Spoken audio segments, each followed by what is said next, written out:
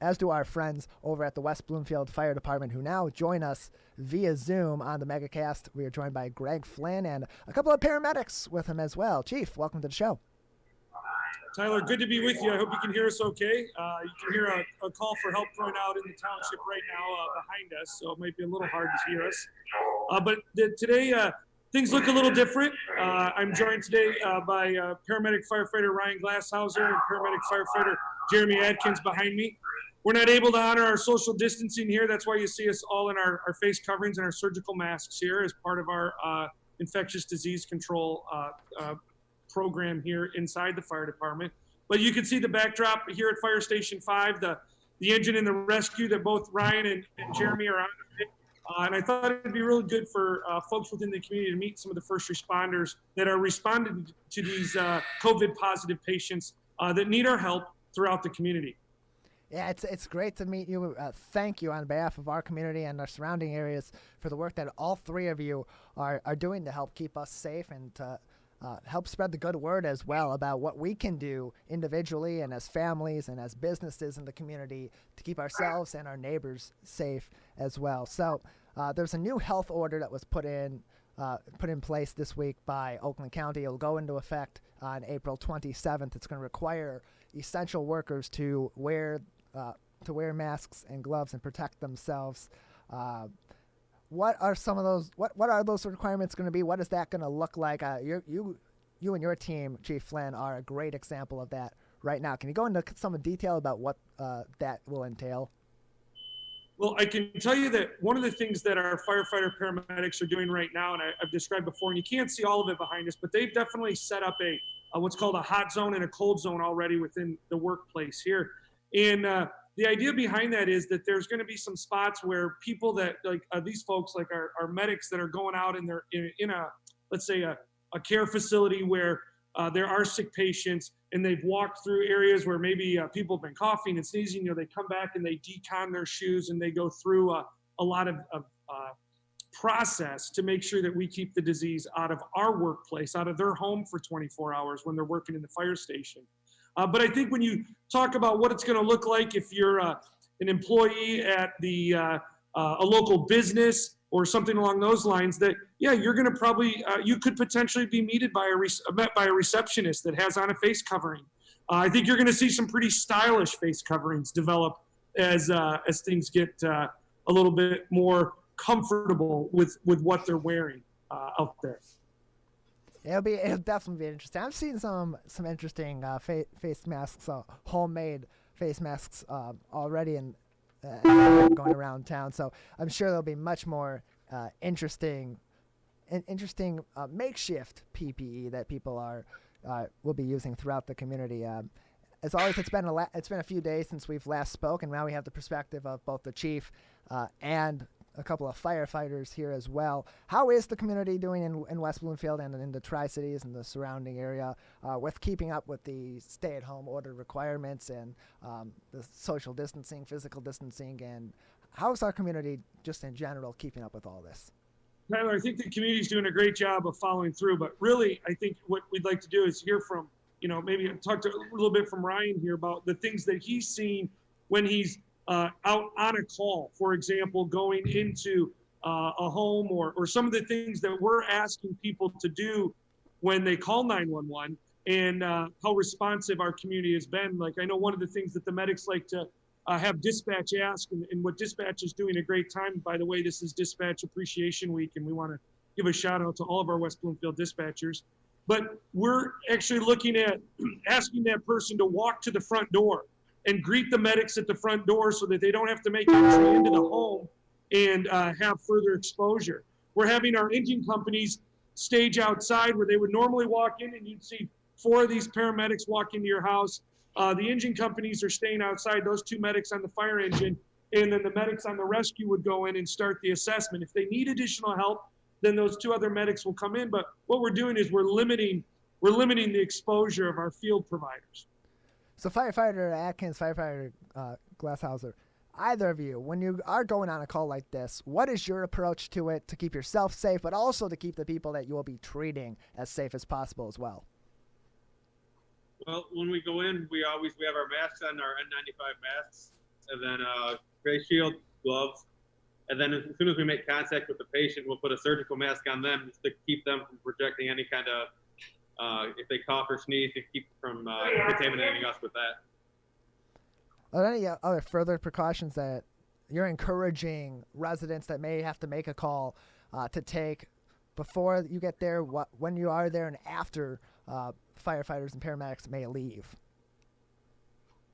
I missed the question. Yeah, so I think one of the things that they're looking at there is what you're talking about, Tyler, is sometimes we get to a patient that may be symptomatic. So they have the cough, and what we've been saying on our messaging is, if you are symptomatic, you have a cough, you may get a little concerned and you call 911.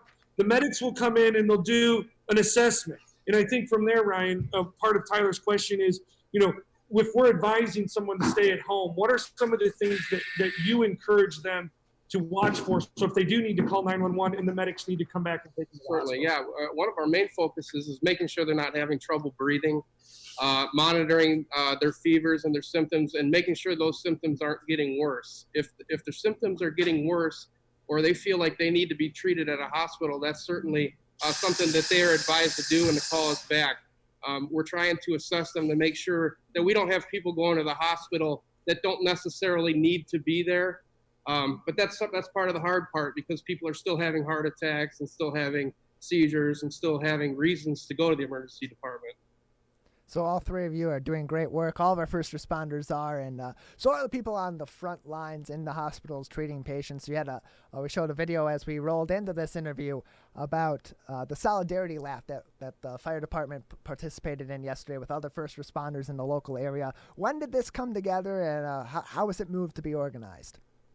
Sure. So one of the things that we want to acknowledge is really the stressors that are happening, not just here in the engine house. And these guys appreciate we have signage out front where some residents have put thank you signs out in front of all of our fire stations.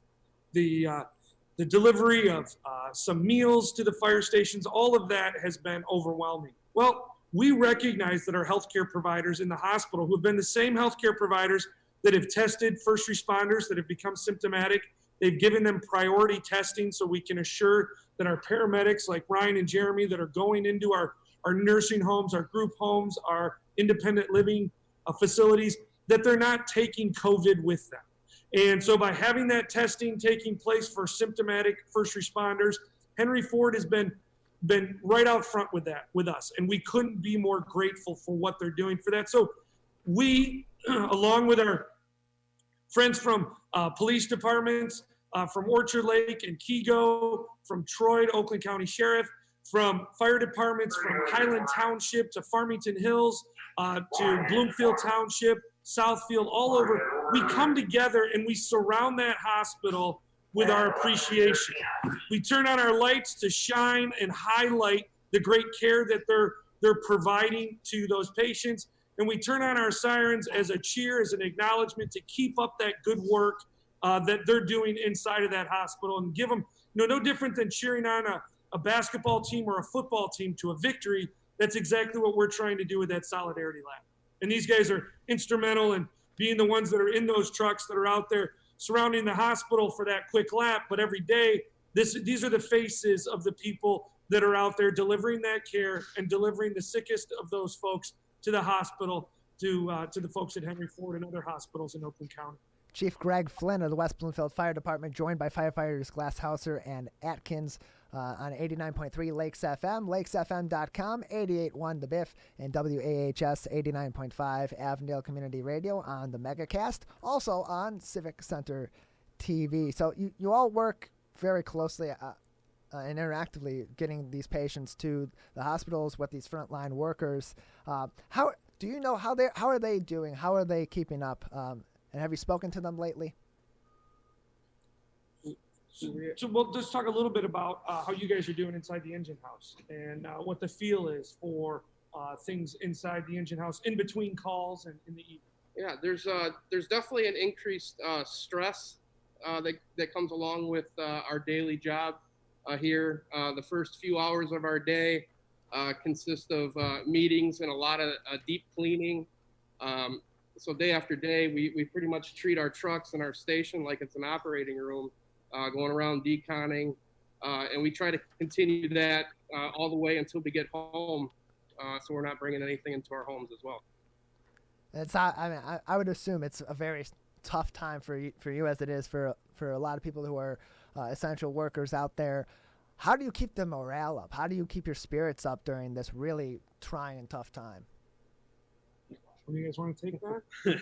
Well, we're jokesters, so we like to play like pranks, and we all have the same kind of personality. So our conversation at the fire station is what keeps us happy. Yeah, you're all jokesters. I'm a jokester too. That's where that's where my background is. So I appreciate that. And I know that in the office here we do something similar. We're always joking around and messing with each other in between shows as well as we're bringing in all this information. So it is very helpful to keep spirits high in any way that you possibly can. So firefighters Glashauser and Adkins, Chief Flynn, anything else you'd like to say to the community before we go? Do you guys have anything you want to share with the community? The community is doing a good job. Just keep following the rules. We'd appreciate it. I know all the nurses at the hospitals, and just think about everybody that it affects if you're not following the rules. It seems to be working, and we'll all get through this if everybody keeps doing what they're supposed to do.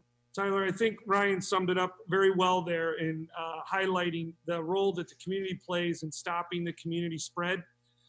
Again, we just underscore the importance of what are such simple things like washing your hand and covering a cough and keeping some social distancing when you can.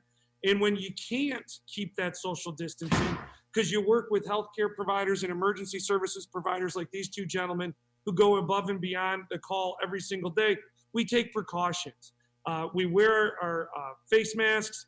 We wear the high-grade N95 masks when they're treating high-risk patients. They come back and use the hand sanitizer.